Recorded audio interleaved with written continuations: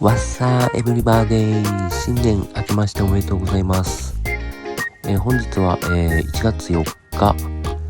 新年のね一発目はバナト川でワカサギ釣りにやってきました。寒いんですがね、これからテント設置して釣りをしていきたいと思います。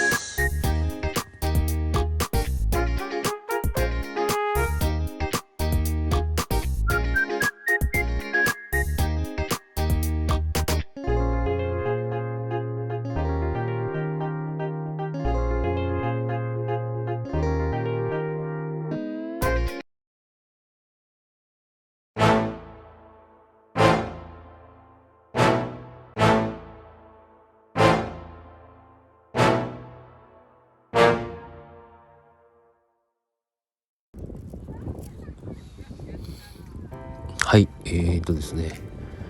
テントがですね、風で吹き飛んでしまいまして、